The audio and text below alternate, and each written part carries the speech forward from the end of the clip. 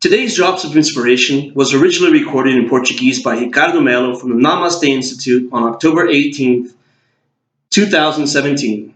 These audio recordings are prepared by the Drops of Inspiration volunteers. Our team of volunteers is always in need of help. Be a volunteer in this cause too. Join our Facebook group, Pílulas de Evangelho Transcrição, or Pílulas de Evangelho Tradução, or simply Drops of Inspiration. Come on, join us. Hello, my dear friends. Good morning. Good morning. A very, very good morning. A lot of light and peace to your heart. On another day that begins with great joy, we begin another drop of inspiration of the day. May the gratitude to God and life be the vibration and the salutary energy, the healthy way to involve your mind and heart around this day.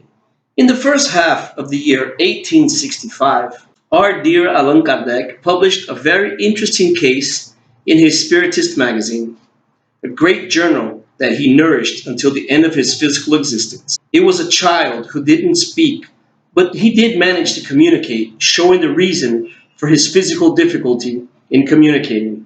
In fact, it showed that nothing happens by chance. From that moment on, Kardec makes a deep reflection on the importance that we should give to the inclusion of people with any kind of physical limitation. We all involve in, my friends, regardless of the communication barriers. Of course, all of us have the right to learn, to walk, to evolve, to grow spiritually. I want to talk to you today, inspired by this reflection and the countless times Jesus cured people who didn't speak, who didn't see, who had some kind of physical limitation, like not being able to walk or any kind of cognitive difficulty. How is your capacity of insertion to open your arms to these people in your social life? Today, inclusion is a hotly debated issue in education in all areas. Inclusion, my friends, is an attitude of love. To exclude someone is an attitude of selfishness. We often see the difficulty of some classrooms in some educational institute to open their arms. And I don't say by the imposition of law, which already exists, but by the imposition of love. When the heart opens to the person who is indifferent from the majority, who has a certain physical limitation, it doesn't mean that this person doesn't have spiritual greatness in his or her soul. This person deserves our respect and affection. Happy of us when we know how to respect everyone indistinctly, free from our prejudgment. This is a thing that we need to embrace and speak more and more about each and every day. Why? Because it's in our society. We have millions and millions of Brazilians with some kind of physical limitation that, without mentioning the world numbers, of course, they win challenges every single day. I have huge joy in talking about this. In countless lectures and spiritual treatments, how many times have we been or are visited by people, for example, blind of their eyes, but see a lot with their soul? Right here on the Drops of Inspiration, I have already brought testimony from some of them.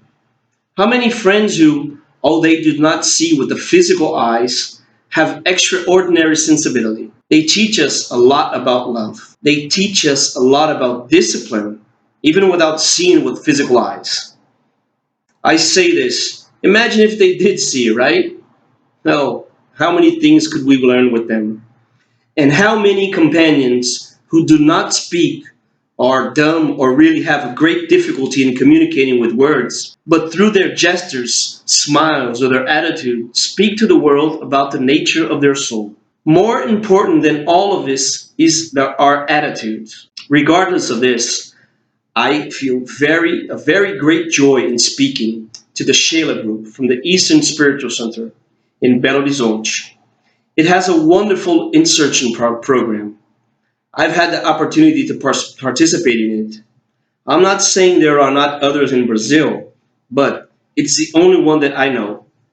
There, during the lectures, there is always a teacher who knows sign language. She translates the lectures to the universe of people who can see but cannot hear. It's very interesting to see them participating as a person who listens naturally. They are fully integrated to knowledge, reflection, and are able to participate in the world's knowledge. This is love, my friends. It's integration. It's a hug, it's receiving. And you know what you have done to build a better world in this sense? What is it? When you meet a person with some kind of physical limitation, you treat this person with affection or simply turn your back impatiently with some kind of prejudgment. In a bank, in a mall, in a parking lot, how do you deal with this matter? My friends, it doesn't hurt to remember that we give reveal our soul in the simplest things of our day to day. Integrating, opening our soul to integrate, without a doubt, is a great sign of spiritual evolution. So, let's do our part. May this Wednesday be rich and blessed in every single way, that we finally give up prejudgment and begin to cultivate the feeling of love through inclusion in all areas of our existence. May God be with you, my friends. A big hug and see you soon. Very, very soon.